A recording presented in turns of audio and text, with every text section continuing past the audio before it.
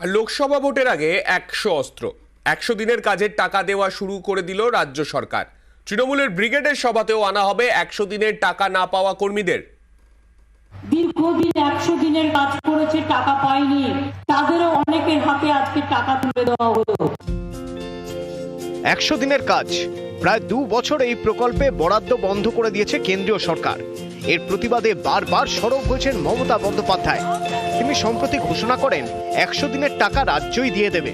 সেই মতো টাকা দেওয়া শুরু লোকসভা ভোটের আগে, যা অত্যন্ত তাৎপর্যপূর্ণ। আর 2-3 দিনের মধ্যে সেই টাকা পেয়ে যাবেন। আমরা দিল্লিকে বলবো, ভোটের সময় জবাব দেবেন কেন 100 দিনের কাজের টাকা দেননি। মঙ্গলবার পুরুলিয়ায় সভা করেন মুখ্যমন্ত্রী মমতা বন্দ্যোপাধ্যায়। এই মঞ্চ থেকেই রাজ্য সরকারের তরফে 100 দিনের কাজের বকেয়া টাকা দেওয়া হয়। আমার খুব ভালো লাগছে, টাকা চেক করা হয়নি, তবে অ্যাকাউন্টে ঢুকে গিয়েছে। এই যে দীর্ঘদিন বাদে টাকা পেলেন, হ্যাঁ, এটা নিয়ে কি বলবেন? এটা নিয়ে দিদিকে ধন্যবাদ দিলাম। রাজ্যের বিভিন্ন প্রান্তে 100 দিনের কাজের কর্মীরা তাদের বকেয়া টাকা পেতে শুরু করেছেন। এই টাকা দিচ্ছে রাজ্য সরকার। আর ব্যাংকে এসে জব কার্ডের পয়সা তুলবে 9,000 টাকা তুলে। ভালো লাগলো, অনেকদিন পরে পেলাম। 100 দিনের কাজের টাকা গরিব মানুষের বড় ভরসা, সেটাই দীর্ঘদিন বন্ধ করে রেখেছে কেন্দ্র। সেই বকেয়া টাকা এবার মেটাচ্ছে রাজ্য সরকার। পর্যবেক্ষকদের একাংশের মতে লোকসভা ভোটের মুখে একে হাতিয়ার করবে রাজ্যের শাসক শিবির।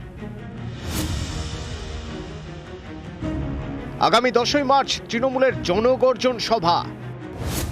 ব্রিগেডের এই সভাতেও আনা হবে 100 দিনের কাজের বঞ্চিত কর্মীদের। রাজ্যে ক্ষমতায় আসার পর এটা তৃণমূলের 4র্থ ব্রিগেড। রাজ্যে পালা বদলের পর 2011 সালের 21শে জুলাই তারা ব্রিগেডের সভা করে। তারপর 2014 সালের 30শে জানুয়ারি, 2019 সালের 19শে জানুয়ারি, এবার 24-এর 10ই মার্চ। 2011 সাল বাদ দিয়ে তৃণমূলের সব ব্রিগেড সমাবেশই লোকসভা ভোটের আগে।